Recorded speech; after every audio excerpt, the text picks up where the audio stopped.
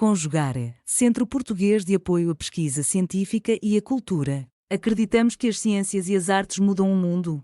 O conhecimento transforma, e isso nos motiva. Sexto ciclo ibero-americano de diálogos contemporâneos com o tema História, Poder e Sociedade.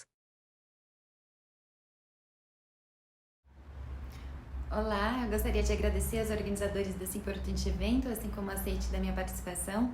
Eu sou a Karina Moraes, doutoranda em História pela Universidade Federal de Minas Gerais, com financiamento CAPES, e hoje a minha comunicação apresenta por título Revitalização e Marginalização Urbana, o caso do bairro Lagoinha, em Belo Horizonte, Brasil.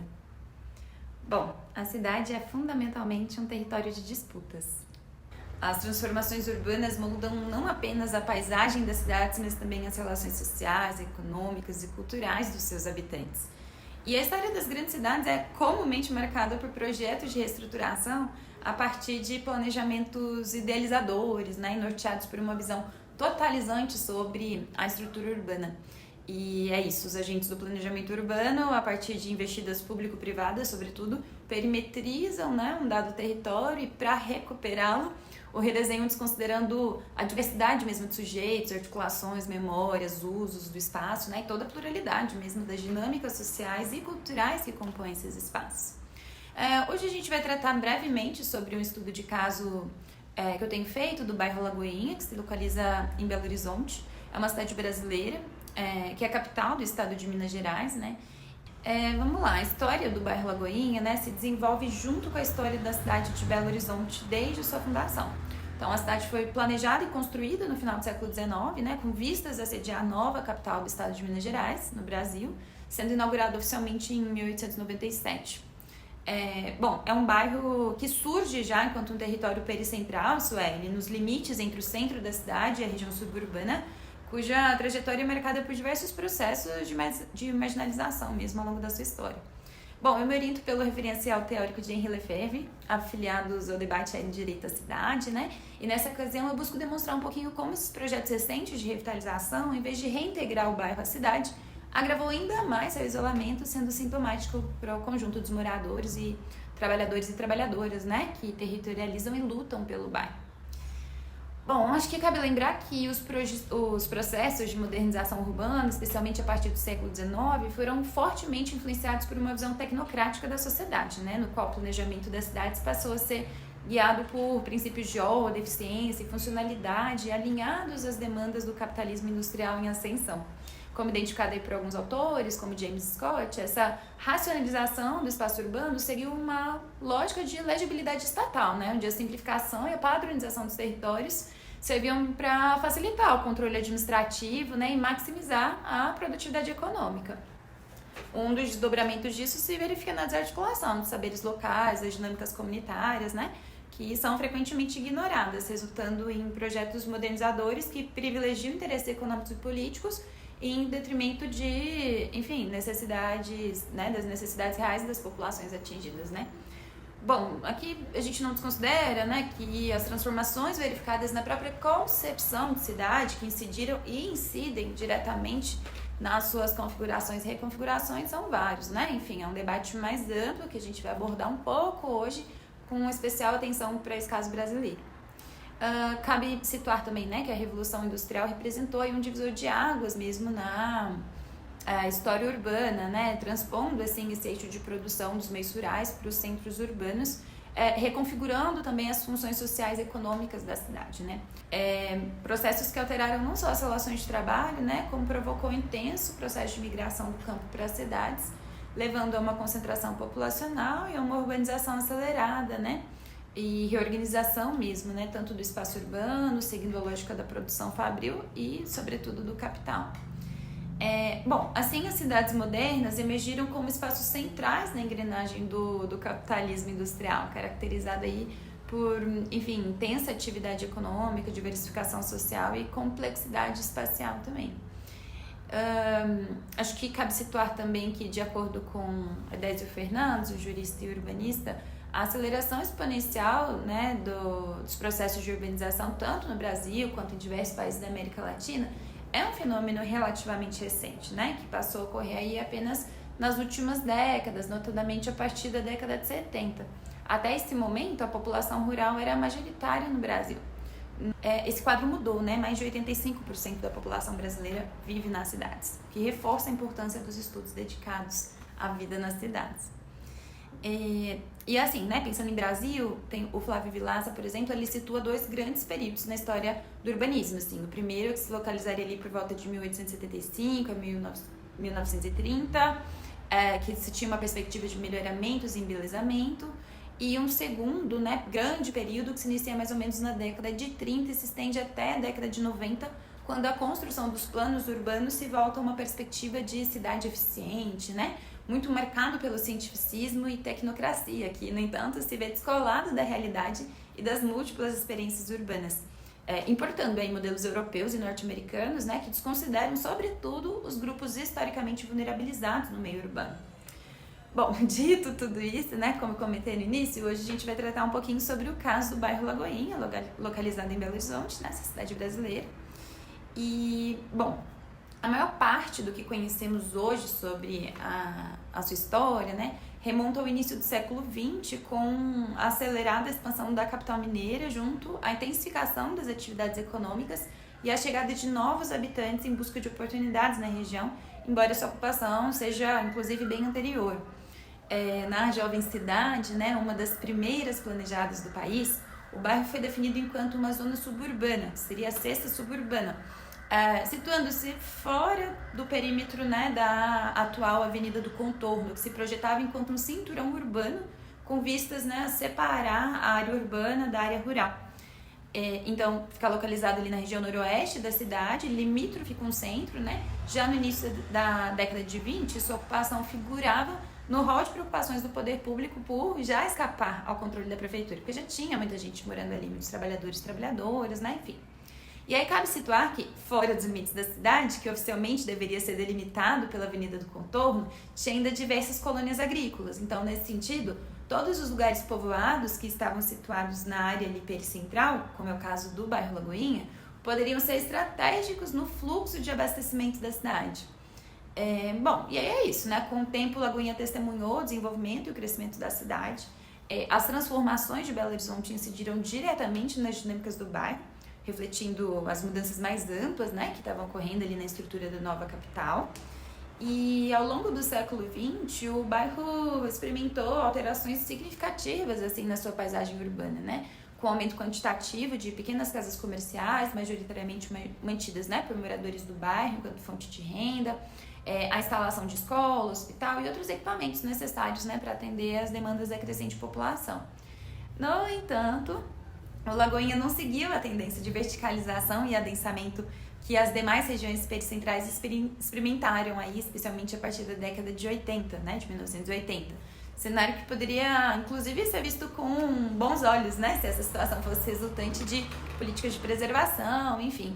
Algo que, a princípio, não seria uma possibilidade difícil de inferir, uma vez que o bairro conta ainda com diversos imóveis salvaguardados por órgãos de preservação ou em processo de tombamento, né? Mas, na contramão das tendências, o que houve, na verdade, foi um esvaziamento populacional que acompanha a descaracterização e a fragmentação do bairro, sobretudo por conta das intervenções urbanas inadequadas mesmo, que marcaram sua história e que seguem em curso. Isso não significa, né, no entanto, que o Lagoinha esteja apartado da ação do Estado e das grandes empresas. Pelo contrário, alvo de grandes obras públicas e foco de projetos de intervenções urbanas, o que se verifica nas últimas décadas, notadamente aí a partir da década de 80, é que o bairro se tornou um dos principais locais de escoamento viário da cidade. Então, entre as décadas de 70 e 1980, por exemplo, foram realizadas enormes obras públicas na construção de túneis e viadutos, principalmente, que formam praticamente um cinturão de isolamento entre o bairro e o restante da cidade.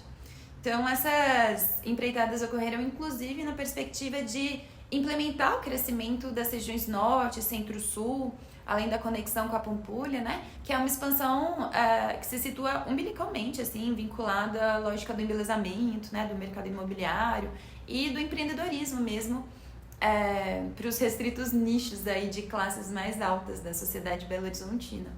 Então, grosso modo, o que estou dizendo é que as grandes obras assim que atravessaram o seu histórico, né, o histórico do Lagoinha nas últimas décadas, contribuíram para o crescimento de outras regiões, mas não serviram ao seu próprio desenvolvimento. E nos últimos anos a gente tem percebido uma escalada assim, na implementação de operações urbanas consorciadas no planejamento urbano, né, isso em todo o país, a partir de parcerias público-privadas. Então, essas parcerias são mobilizadas sobretudo pelas prefeituras municipais, né, das grandes cidades, como são os casos de São Paulo, Rio de Janeiro e Belo Horizonte, que também tem se utilizado, né, do instrumento com frequência. Assim. O curioso é que até a escolha da nomeação dos projetos se repetem. A exemplo do Nova Luz, em São Paulo, em 2013 surgiu em Belo Horizonte o Nova BH, que se lançava como uma proposta de renovação urbana de grandes proporções, assim. E o Nova BH foi bastante criticado e após diversas denúncias do Ministério Público, quer dizer, ao Ministério Público, sobretudo no que se refere às irregularidades no processo participativo, esse projeto foi cancelado. No entanto, logo no ano seguinte, o Conselho Municipal de Política Urbana aprovou uma nova proposta apresentada pela Prefeitura de Belo Horizonte, que era a Operação Urbana Consorciada Antônio Carlos / Pedro I, leste-oeste, que é praticamente uma revisão do Nova BH. Incide sobretudo, e mais uma vez, em infraestrutura viária. A crítica central a essa Operação Urbana Consorciada reside na lógica de mercado que permeia sua execução. E é isso, né? Embora a operação consorciada seja fundamentalmente, seja fundamentada em princípios de cooperação, né, entre o poder público e agentes privados, na prática ela favorece interesses econômicos do setor privado em detrimento das necessidades locais. E é isso, né? A proposta de adensamento, assim, nos corredores viários, por exemplo, tem sido acompanhada de pressões imobiliárias que ameaçam, né, a permanência de moradores de baixa renda, expondo-os ao risco de deslocamento forçado. Enfim, nas nossas pesquisas com história oral, isso tem se revelado bastante.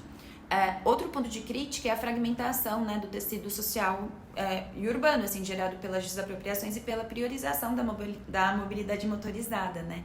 A instalação de novas infraestruturas viárias continua reforçando esse caráter de corredor de passagem, assim, do bairro Lagoinha e vai enfraquecendo, né, os vínculos sociais e culturais locais mesmo. Bom, a proposta de transformar a região em um corredor cultural, que eventualmente aparece nesses projetos, embora valorizada por seu potencial turístico, é vista como uma ameaça às práticas socioculturais tradicionais, né? Dado que tende a atender às demandas externas, em vez de fortalecer mesmo a identidade do bairro. Bom, também pesquisando os projetos, né? Em 2013, outro projeto apresentado pela Prefeitura de Belo Horizonte foi a implementação de um centro administrativo no bairro Lagoinha. Um projeto que foi enfaticamente criticado pelo conjunto dos moradores que reivindicavam melhorias, né, no sistema de saúde, na segurança do bairro, enfim, pautando que a desapropriação de moradores para a circulação cotidiana de homens engravatados, né, e novas centenas de carros circulantes no bairro não seria a solução. E é isso, né, as construções de complexos viários envolvem diversos aspectos que devem integrar o planejamento urbano em perspectiva difusa, assim, considerando os impactos ambientais e sociais para o conjunto dos territórios e comunidades atingidas direta ou indiretamente, né? Geralmente são projetos acompanhados por processos de licenciamento ou consulta pública que nem sempre ocorrem de forma qualificada, né? Em alguma medida, os moradores mais antigos do bairro, desses bairros, né, que geralmente sofrem ataques desse tipo, como é o caso do Lagoinha, já conhecem histórias semelhantes. A região tem seu histórico marcado, assim, por intervenções urbanas que protagonizaram a ampliação da capacidade viária, a revelia das dinâmicas próprias, assim, do bairro, sobretudo na perspectiva de vincular e expandir a região metropolitana. Bom, por fim, nós temos acompanhado também um novo processo de revitalização urbana, atualmente em curso, para o bairro Lagoinha. Novas desapropriações foram feitas e seguem feitas, e ao conversar com os moradores do bairro, a gente conclui que poucas informações eles possuem a respeito, né? O que demonstra que os métodos de participação não estão sendo suficientes. Bom, mas esse é um debate para um outro momento, né? Do qual temos nos debruçado, né, com cuidado, assim, para compreender que novas páginas serão escritas a partir daí. No mais, pelo curto espaço de tempo, não temos como nos aprofundar nesses elementos todos, né? Mas buscamos aqui comunicar um breve estudo de caso, né? Na perspectiva de chamar a atenção mesmo para a importância no emprego de métodos participativos efetivamente democráticos, né, na construção da cidade. Também chamamos atenção para a importância do engajamento, né, do meio científico nos estudos urbanos, debate que deve ser pautado em perspectiva multidisciplinar por todos os campos mesmo do conhecimento dedicados aos estudos da história e da sociedade.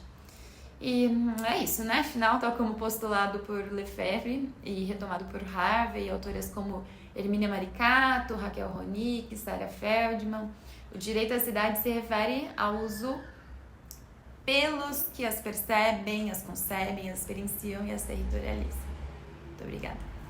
Realização, Conjugare, Centro Português de Apoio à Pesquisa Científica e à Cultura. Inscreva-se no canal, comente, curta e compartilhe. Obrigado por assistir.